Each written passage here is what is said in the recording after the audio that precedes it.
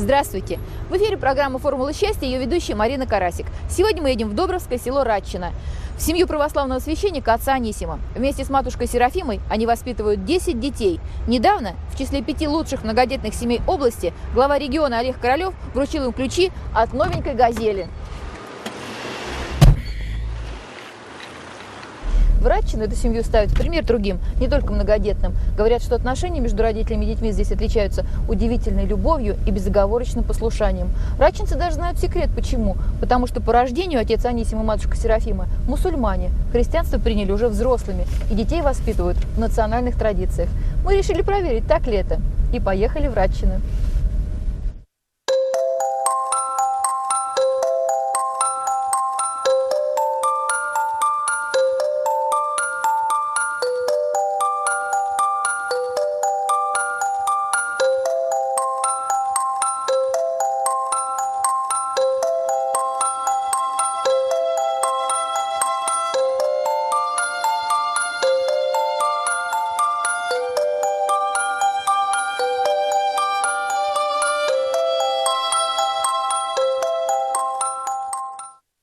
Я была полностью поражена тем семейным устоем, той вот любви между родителями и детьми, которые вот буквально в каждом случае, в каждом мгновении я видела, общаясь с ними. И у меня никакого сомнения не было в том, чтобы вот эту семью не выставить на конкурс. В семье Османовых традиция за стол садиться только вместе. Не в маленькой кухне, а за большим столом в гостиной. В меню всегда традиционная кинза, к ней они привыкли на родине. Зелень измельчать нужно по-особому, иначе пропадет аромат. Так всегда делают в Дагестане. В пельмени тоже добавлены национальные приправы. А еще русскому человеку непривычно, что дети впитывают каждое слово родителей и сразу же поручения выполняют. Впрочем, на этом национальные традиции заканчиваются. По словам главы семейства, если приняли христианство, нужно жить по его законам. Перед едой обязательная молитва.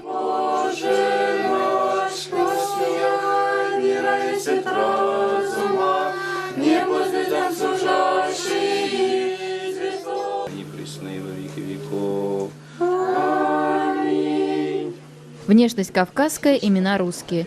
Кирилла, Настю, Фаину, Рафаила, Галю, Анфису, Сашу и Леню родители воспитывают так. Живешь в России, уважай русские обычаи. Отец Анисим говорит, ему нравятся русские. Они искренние и дружелюбные. Только он не может понять, почему так много делают абортов. Понять не дают кавказский менталитет. Там в семьях всегда много детей. И религиозные убеждения. Об этом он часто говорит и в проповедях. Пытается народ вразумить. Мы убиваем собственных детей. Идет деградация нации. Мы помогаем врагам нашего государства, чтобы стереть с лица земли русский народ. Хоть я сам не русской национальности, однако я принял ихнюю веру, и я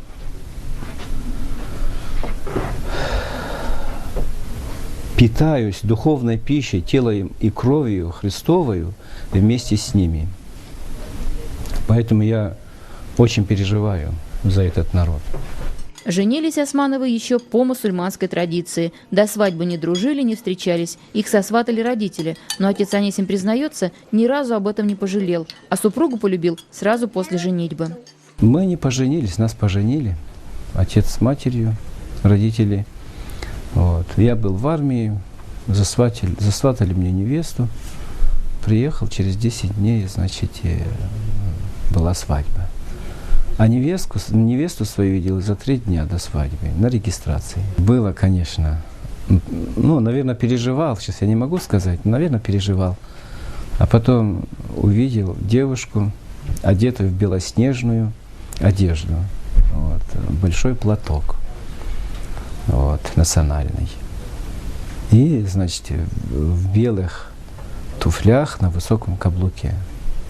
Я доверился полностью родителям, проявил послушание своим родителям, поэтому на сегодняшний день мои дети практически послушны.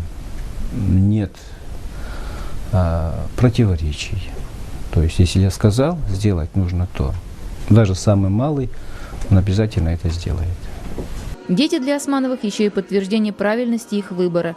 20 лет назад их родственники-мусульмане предрекли, что за отход от истинной веры все дети в семье неверных родятся уродами. Но Аллах Османовых не покарал. Было очень непросто. Пришлось пережить и претерпеть много. Вот. Поменяв религию, то есть приняв христианство, православие, я нашел истинную именно в христианстве православном, который ведет к Царству Небесному. Именно православие является истинной верой, которая ведет нас к Небесному Отечеству. Но дорога в родительский дом для Османовых оказалась закрытой. Дети не знают своих бабушек и дедушек. Родственники-мусульмане даже приезжали в Россию, хотели вероотступникам отомстить. Османовы говорят, их уберег Бог. Они тогда неожиданно для самих себя уехали в монастырь. Мы видели, что мы получаем помощь Божию. Господь творил, можно сказать так, чудеса для нашей семьи. Именно получали поддержку от Бога. Вот, скажем, в материальном отношении и в духовном. Иногда Господь нас уберегал от, скажем, насильства.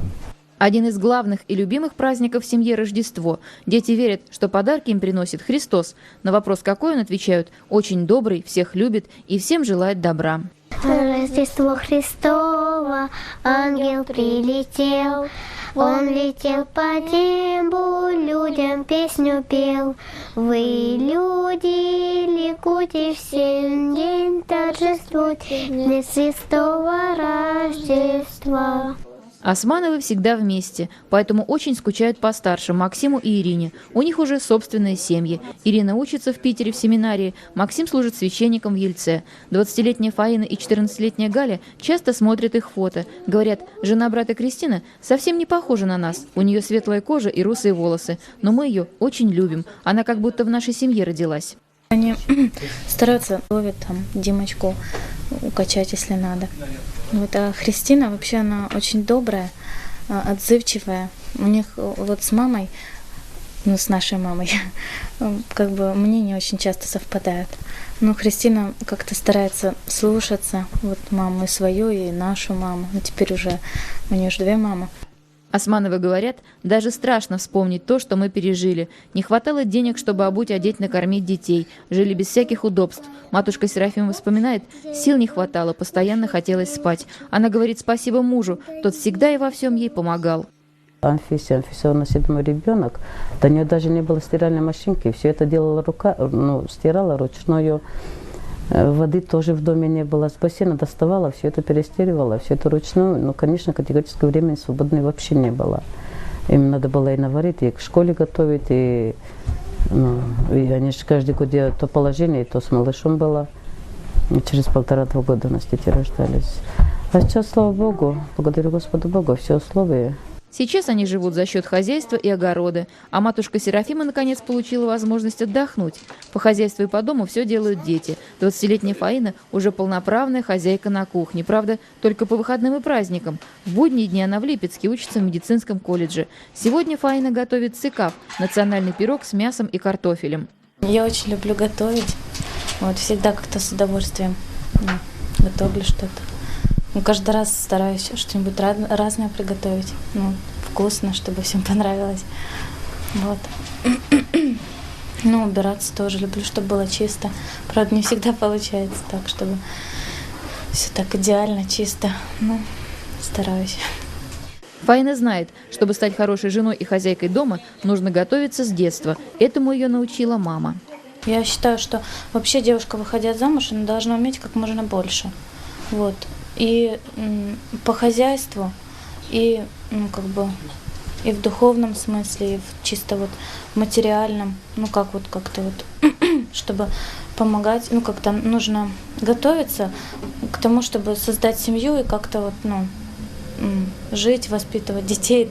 9-летняя Анфиса тоже хочет быть хорошей хозяйкой. Вообще ее обязанность – поддерживать порядок на веранде, а любимые занятия – шить одежду. Пока для кукол, в будущем для своих детей. Я думаю, мне пригодится. И я буду шить. Кем они станут в будущем, младшие Османовы пока не знают. Говорят, что будут брать пример с родителей. Они учат их любить людей, уважать старших и всегда помогать ближнему. Каждый из детей тоже мечтает о дружной и сплоченной семье. Эти ценности главные для всех, независимо от цвета кожи и религии. Я мечтаю о том, чтобы у меня был муж, который бы любил меня и моих детей, конечно же. Вот, ну, конечно, столько детей, сколько моя мама родила, я думаю, что я не осилю. Вот, ну, конечно, хочется немного, но где-то 5. В канун самых семейных праздников Нового года и Рождества Османовых в числе лучших семей области приглашали в Липецк на праздник в честь открытия Года семьи. Глава региона Олег Королев вручил им ключи от новенькой «Газели» и сказал, что в России сегодня необходимо возрождать культ семьи. Год семьи, который возглавляет президент страны, который лично президент страны Владимир Владимирович Путин вчера открыл как всероссийский, который сегодня открывается во всех регионах России. Это могучее сложение усилий общества и власти для реального восстановления культа семьи и священных смыслов, хранящихся за словами «мама», «папа», «бабушка», «дедушка», «сын», «дочь», «внучка», «внук». «Газель» уже пригнали, правда, пока на ней еще нет номеров. Поэтому в первую поездку на новой машине договорились прокатиться только по селу. А вообще у детей масса идей и маршрутов, куда поехать и что посетить. Главное, что для каждого автомобиля есть свое законное место. Как раз 14 мест вместе с шофером мы все вмещаемся. И зять, и сноха, и все наши дети. Я, конечно, не ожидал, но Господь управил так, что это грандиозный подарок. А глава семейства маршруты продумал уже давно. Сначала проведать в Ельце семью сына Максима, потом организовывать поездки по святым местам для школьников и стариков. У отца Анисима эта идея давно. Он мечтал именно о таком автомобиле. Я думаю, что буду организовывать поездки по святым местам, скажем, для наших школьников, вот, которые учатся в школе, для прихожан, вот, потому что есть многие прихожане, вот, ну, в основном у нас старенькие уже все, возраст очень большой, которые не были в Задонске. И вот для таких людей я хочу организовать поездки. Таким Покровский храм был до революции. Отец Анисим с матушкой Серафимой часто разглядывают этот рисунок. 3 года назад, когда они приехали в село, церковь была без колокольни, ее разрушили большевики. Непорядок, решил настоятель храма, и принялся за дело. По плану колокольня будет в 40 метров высотой. Первый этаж до арок уже возвели. Лишь только наступит весна, заработает и бетономешалка. Саму кладку ведут умелые каменщики, а подсобников у Османовых хватает. Я видела, как они работают все. Ни одна матушка работает, и ни один батюшка ложит кирпичик по кирпичику, строя колокольню. Они все всегда рядышком. Дел в храме еще не початый край. Задача на самое ближайшее будущее – поменять окна, они совсем прогнили. А штукатурить среднюю часть церкви, трапезную. 200 тысяч рублей на восстановление храма перечислила областная администрация. Помогают и спонсоры. Отец Анисим говорит, наверное, Бог не оставляет нас своей милостью. Работы осталось очень много. Много штукатурить, трапезная часть храма. И многое другое. Но еще самое главное – это колокольня. Вот. Ну, Бог дал, люди помогают, есть один спонсор у нас. Рождественский вертеп для храма устроила матушка Серафима. Она и во время службы помогает мужу, руководит певчими, ведет устав. Очень редкую святокрестовскую икону Богородицы Османовы привезли из Буденновска. Они жили там до Липецка и хорошо помнят трагические события 95-го года. Говорят, боевиков Басаева из города выбили после того, как в небе над захваченной ваххабитами больницей появилась именно эта икона. Теперь ее считают покровительницей Кавказа.